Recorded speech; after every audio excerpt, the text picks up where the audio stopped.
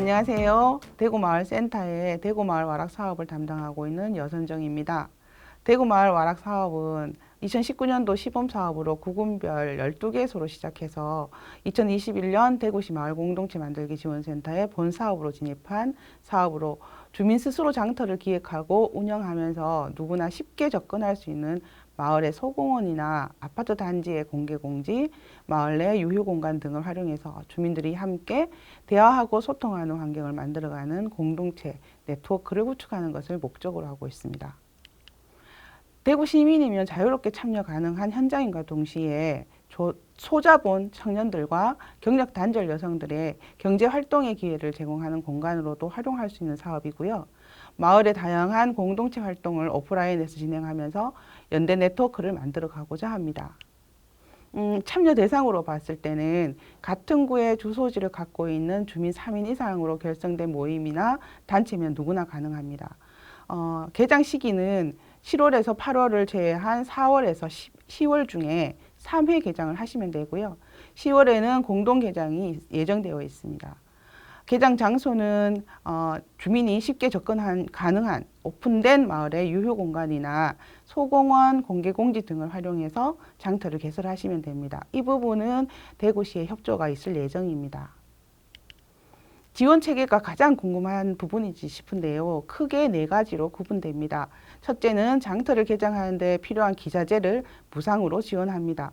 파라솔, 테이블, 의자, 천막 등을 선정된 단체별로 일정에 따라서 원하는 수를 최대한 지원하고 있고요. 두 번째는 홍보물 중에는 윈도배너나 각 단체별로 현수막까지 포함해서 2개씩 지원하고 있습니다. 셋째는 장터 운영을 위한 보조금을 지원하고 있는데 개소당 올해는 220만 원 정도를 지원받게 됩니다. 네 번째는 온라인 마켓 대구마을 와락이 개장합니다. 나에게는 사용되지 않고 있지만 사용 가능한 필요한 물품들을 나누고자 대구마을 와락 온라인 마켓을 제공합니다. 물물 교환도 되고요. 무료 나눔도 가능합니다. 우리 마을 자랑거리나 유용한 정보 교류도 같이 공유할 수 있는 아주 다양한 컨텐츠로 다가갈 예정입니다. 대구시 마을센터 홈페이지에 대구마을 와락 온라인 마켓 코너가 개설됩니다. 전담 홈페이지로 이동할 수 있도록 링크가 표시될 예정입니다. 신청 방법을 보시면 홈페이지의 지원 사업에서 신청 및 접수를 클릭하시고 공고문을 확인하신 후 서식을 다운받아서 작성하시고 홈페이지에 로그인 하셔서 접수하시면 됩니다. 서류 심사와 대면 심사가 진행되는데 대면 심사는 반드시 참여하셔야 선정될 수 있습니다. 일정에 관한 정보는 공고문을 참조하여 주시면 되겠습니다. 선정된 단체는 필수 교육과 협약식에 참여하셔야 되고요. 사업비 교부를 위해서는 서식을 작성하시고 제출하시면 보조금 교부가 이루어집니다. 서식은 선정된 단체의 결과가 홈페이지에 게시될 때 같이 서식이 첨부될 겁니다.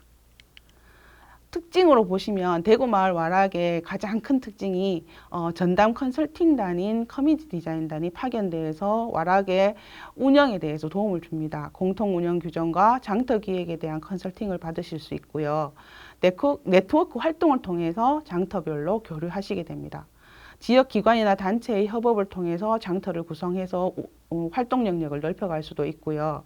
대구마을 와락의 가장 큰 장점이자 지역에서 굉장히 인정받고 있는 부분이 수익의 일부를 지역에 환원하는 기부 문화를 만들어가고 있다는 겁니다. 10,000원이라도 상관없고 1,000원이라도 상관없습니다. 금액에 상관없이 단체별로 원하는 만큼 물품으로 단체에서 정하신 곳에 기부를 하면 됩니다. 이거는 사업이 다 끝나고 마지막에 평가회의를 거쳐서 결정하시면 됩니다. 우리 마을 와락의 장터 기획의 가장 꿀팁인데요. 이거는 주민 아나바다 부스뿐만 아니라 핸드메이드 부스, 농산물 부스 또는 상가의 협업까지도 통해서 먹거리 부스도 같이 함께 운영할 수 있고요. 다양한 체험을 현장에서 구성해서 운영할 수 있습니다. 어린이집이나 학교 등의 소공원을 활용해서 체험 교육도 실시할 수 있고요. 마을에서 하는 주민 모임이나 공동체 활동 모임 또는 사회적 경제 주체들과 함께 협업하여 구성할 수도 있습니다. 다만 대구 마을 와락은 물품을 아껴 쓰고 나눠 쓰고 바꿔 쓰고 다시 쓰는 장터를 기본 구성 50% 이상 하는 것을 잊지 않으시면 됩니다.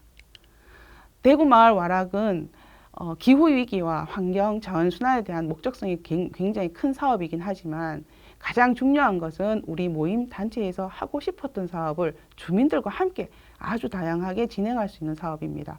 우리 미래 세대에게 물려줄 지구 환경을 우리 마을에서부터 실천해 보실 모임이나 단체들의 아주 많은 참여를 부탁드립니다. 감사합니다.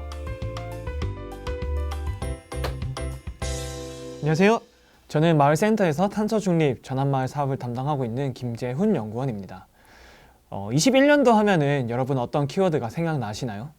여러 가지 키워드가 있는데 코로나, 메타버스, 주식, 코인, 올림픽 등 여러 가지 키워드가 저는 생각이 나는데요. 그 중에서도 저는 기후위기, 탄소 중립 같은 키워드를 꼽고 싶은데 우리가 피부로 느끼고 또 눈으로 볼 수 있는 기후위기 현상들을 마주하면서 더욱 이에 대한 심각성 또 관심들이 증가하게 되었는데요. 그래서 저희 마을센터에서는 어떻게 하면은 이 문제에 대해서 저희가 함께 또 참여할 수 있을까 고민을 하면서 다른 지역들 또 다른 타시도의 사례들을 참고하면서 우리도 한번 탄소 중립 전환마을 사업을 한번 시작해 봐야겠다 하고서 이제 여름부터 저희도 시작하게 되었습니다.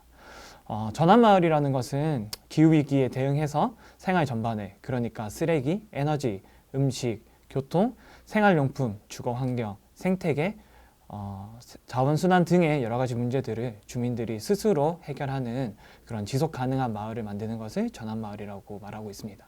여기서 생활 전반의 문제라 함은 탄소를 배출하는 생활 방식을 말하고 있는데요.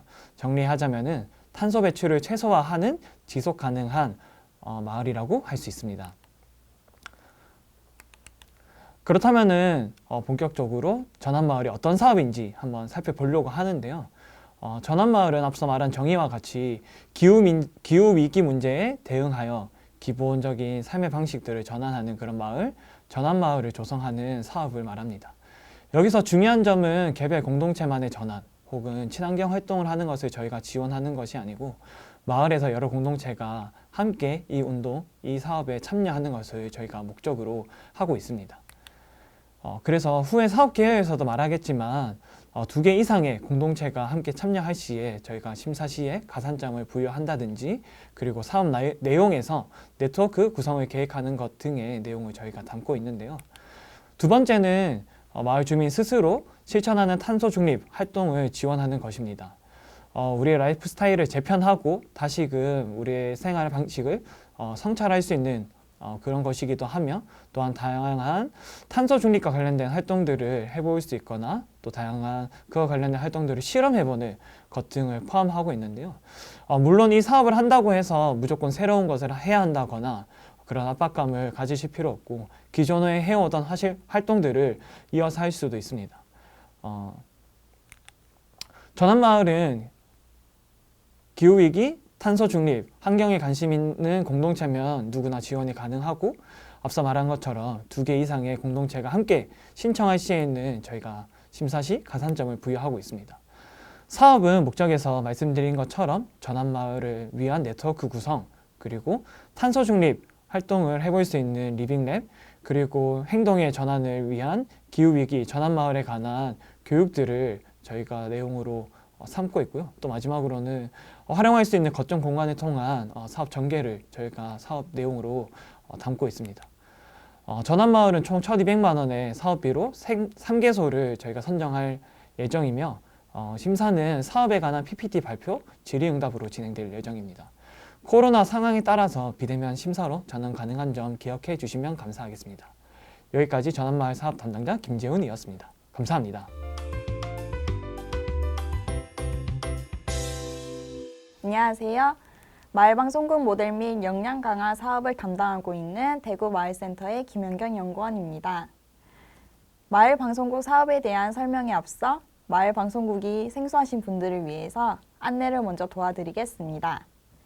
마을방송국이란 마을 내에서 방송 제작을 위한 학습 공간, 문화예술 공간, 마을 공농장, 마을 언론 등과 같이 다양한 역할을 수행하는 곳을 의미합니다.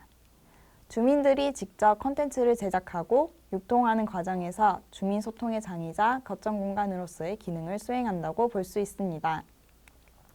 여기 하단에 보시면 대구마을방송국 홈페이지가 있습니다.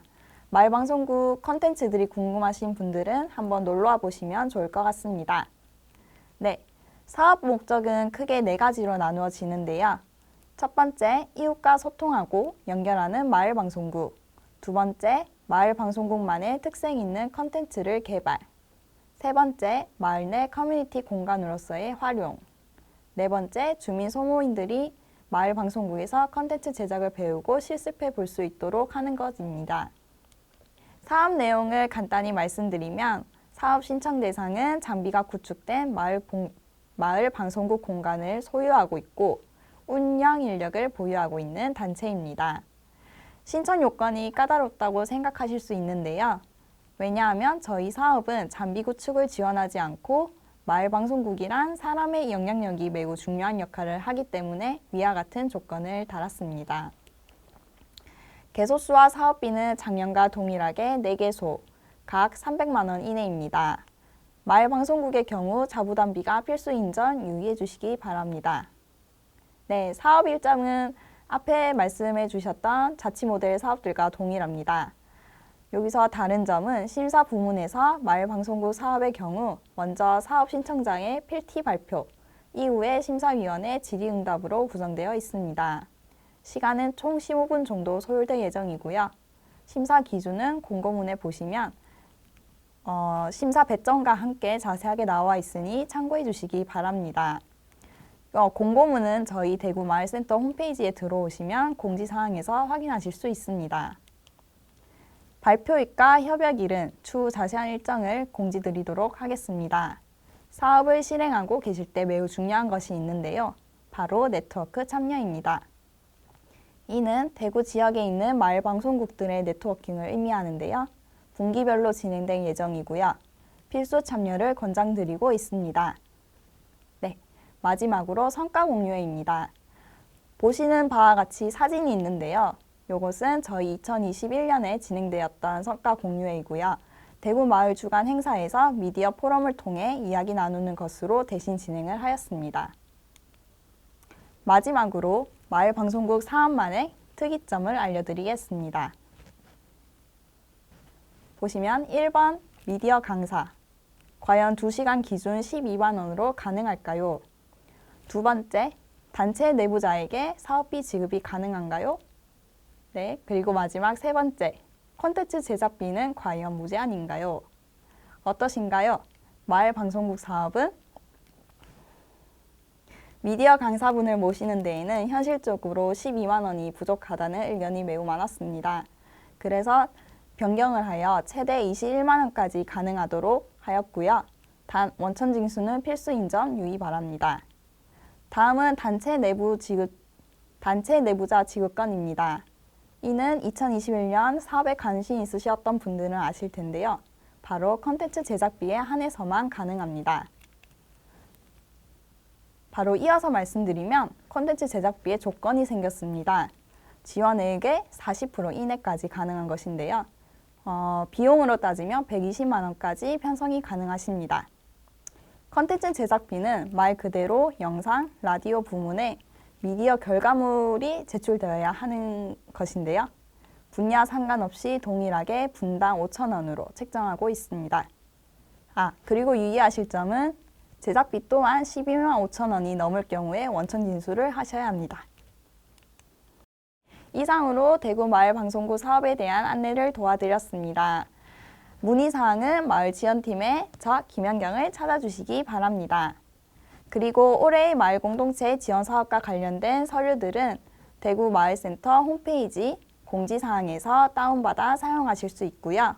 그리고 지금 보시는 유튜브 더보기란에서 링크로 확인하실 수 있습니다. 감사합니다.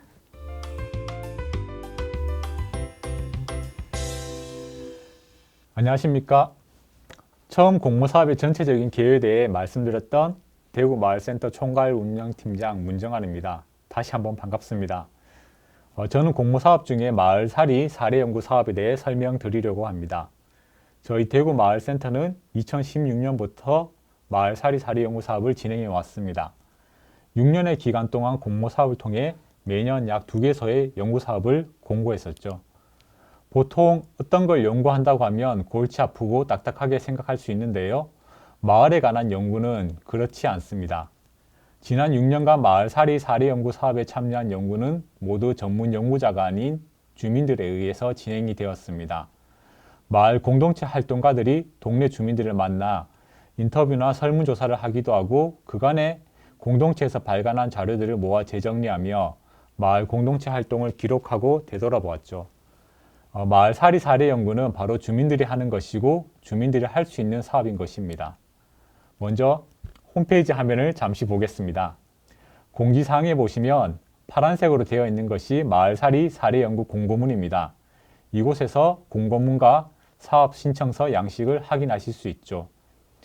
공고문의 내용을 잠깐 살펴보겠습니다.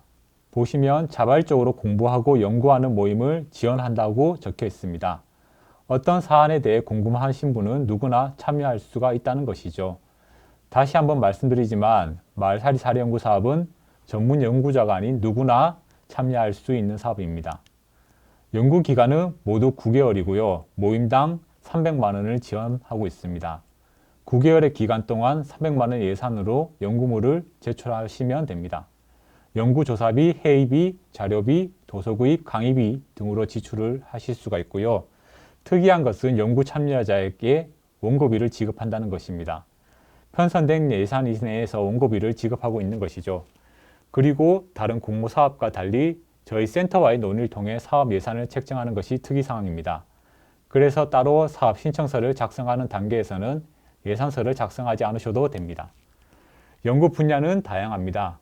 어떤 연구가 이루어질지, 현장에서는 어떤 걸 원하는지 저희가 모두 알 수가 없습니다. 그래서 가능한 연구 분야를 모두 작성했던 것이죠.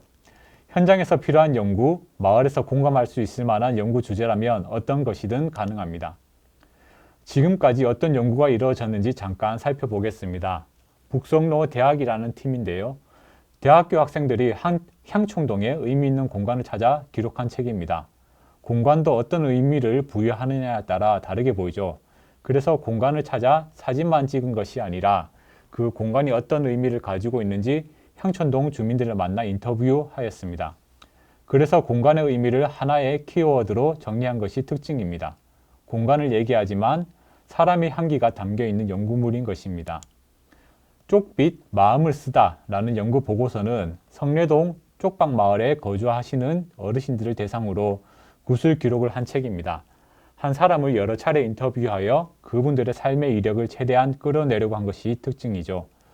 연구를 진행한 분이 오랫동안 이분들과 관계를 맺어왔기에 가능한 연구였습니다. 이렇게 연구는 사람들의 이야기를 듣고 기록하는 방식으로 진행할 수 있습니다. 그 외에 마을에 살고 있는 학생들이 어떤 교육 욕구를 가지고 있는지 조사한 연구가 있고요. 작은 도서관 햇빛따라는 개소부터 현재까지의 역사들을 담은 사진, 포스터 등 기록물을 모아 정리해서 책을 발간하기도 했습니다.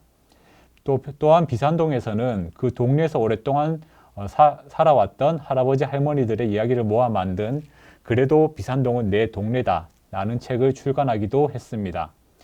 이처럼 마을살이 사례연구는 우리 마을의 우리 마을 공동체의 필요에 따라 진행됩니다.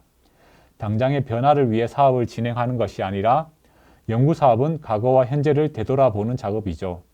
이렇게 되돌아보는 과정에서 다시 마을의 변화를 위해 걸어나갈 동력을 만들어가는 과정이기도 합니다. 지금까지 뛰어오셨다면 잠시 걸어가면서 주변을 되돌아보는 것은 어떨까요? 마을살이 사례연구 사업에 많은 참여 바랍니다. 감사합니다.